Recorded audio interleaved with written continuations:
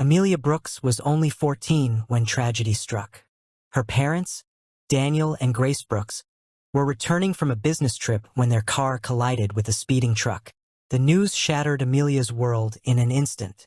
She was left alone. No siblings, no grandparents, no one, except her mother's elder sister, Patricia. Aunt Patricia lived in a two-story house in the city, with her only daughter, Vanessa. When Amelia first arrived with a small suitcase and swollen eyes from crying, Patricia greeted her at the door with a stiff hug.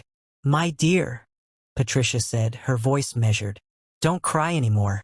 You're safe here. I'll take care of you like you're my own." But her eyes lacked warmth, and Amelia, though too young to fully grasp it, felt an unease behind the words. At first, Amelia hoped things would get better. But within weeks, the mask slipped. Patricia began assigning her endless chores.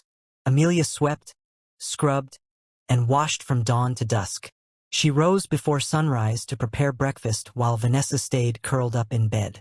One morning, Vanessa called from the living room as Amelia carried a bucket of water up the stairs. "Hey, cousin," Vanessa said lazily, sipping juice. "You missed a spot on the floor. Do it again before Mom sees."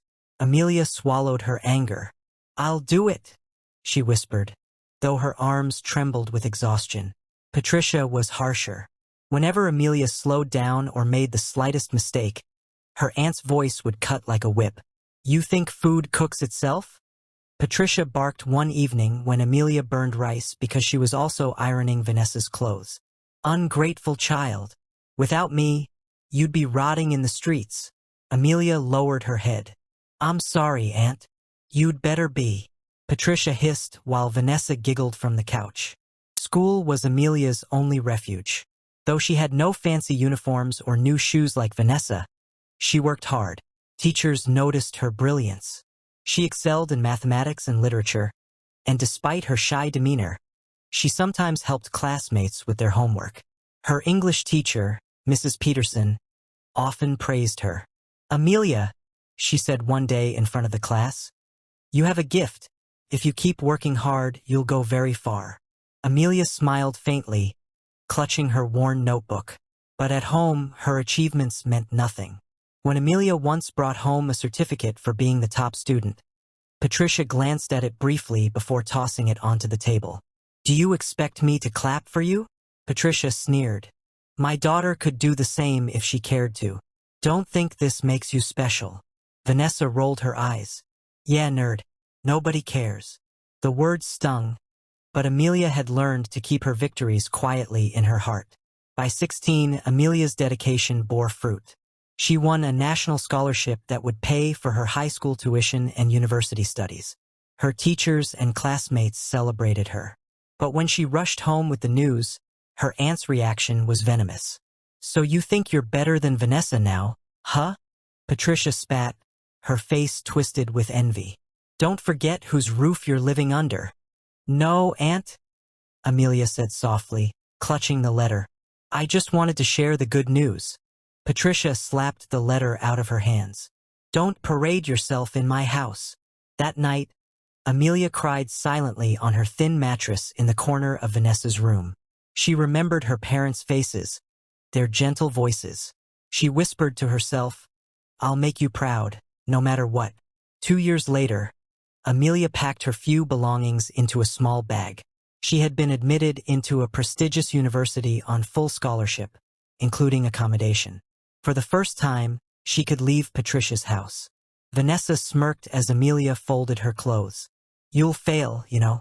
You were never meant to shine." Amelia turned to her cousin with calm eyes. "We'll see, Vanessa. I won't let anger guide me. That's the difference between us." Patricia barely looked at her when she left. "Go then. Don't ever come back crying to me." Amelia walked out with quiet dignity, the weight of her past heavy, but her heart unbroken. At university, Amelia's life blossomed. She studied tirelessly, became admired for her intelligence and humility, and eventually secured internships that opened doors for her career. Her friends often marveled at her resilience.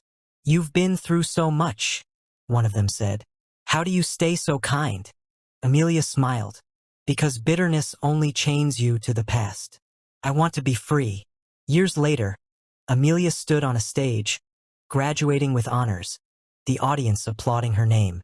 Among the crowd, Patricia and Vanessa weren't there. They had refused her invitation. They had grown even more bitter as Amelia succeeded.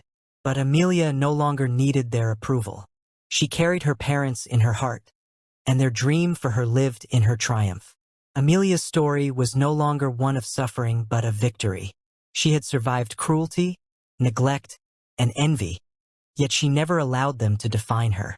Instead, she turned her pain into strength. Her scars became the proof of her survival, and her life became a testimony that no matter how deep the night, the dawn will always come for those who refuse to give up.